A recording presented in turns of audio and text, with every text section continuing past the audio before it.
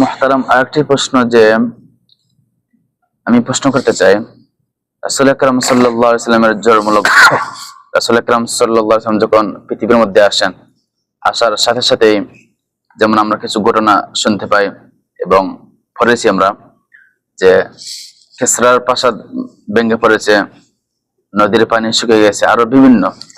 এ বিষয়ে আপনার মতামত কি? সুন্দর কোশ্চেন। আলহামদুলিল্লাহ, অনেক সুন্দর প্রশ্ন করেছেন।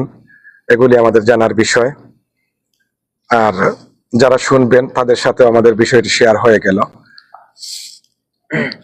ব্যাপারটি হলো, নবী করিম সাল্লাল্লাহু আলাইহি ওয়াসাল্লাম যেদিন পৃথিবীতে আগমন করেন তখন পৃথিবীর অনেক পরিবর্তন, লক্ষণীয় পরিবর্তন ছিল। এরকম অনেক কিতাবে আমরা অনেক বিষয় শুনতে পাই বা দেখি, আলেমগণ বলেন বা বিভিন্ন কিতাবের রেফারেন্সে তারা বলেন। যেমন কাইসারের প্রাসাদের বারান্দাগুলি ভেঙে পড়েছিল। এরপরে 1000 বছর ধরে প্রজ্বলিত পারস্যের অগ্নিকুণ্ড মোমবাতির আলোর মতো দপ করে নিভে গিয়েছিল।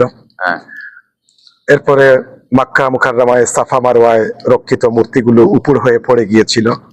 এরকম অনেক বিষয় আমরা শুনি।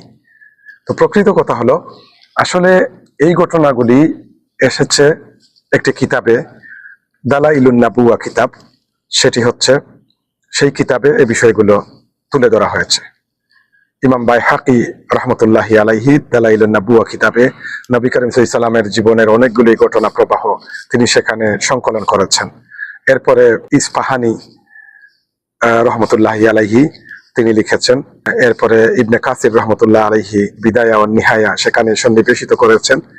তো তারা যে লিখেছেন, বিশেষ করে ইমাম বাইহাকি রহমতুল্লাহ আলাইহি দালাইলুন নাবুওয়া কিতাবে যা তিনি সংকলন করেছেন, তিনি যেভাবে পেয়েছেন বিষয়গুলি আমাদের জন্য তিনি এভাবে তুলে রেখেছেন, যাতে করে আমরা উপকৃত হতে পারি। এই কিতাবগুলোতে যে বিষয়গুলো আমরা ঘটনা প্রবাহ পাই, সেগুলি যদি হাদিসের সাথে রিলেটেড হয়, তাহলে এই বিষয় নিয়ে আমাদেরকে যেতে হবে মুহাদ্দিসিনদের কাছে। এই ব্যাপারে তারা কি বলেছেন।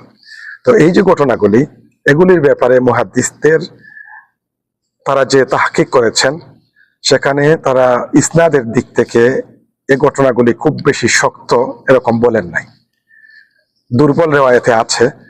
তবে আরেকটি বিষয় খেয়াল রাখতে হবে, বর্ণনার ক্ষেত্রে কিছুটা দুর্বল রেওয়ায়েত যদি থাকে, তাহলে সেটা একদম ফেলে দেওয়ার মতো না।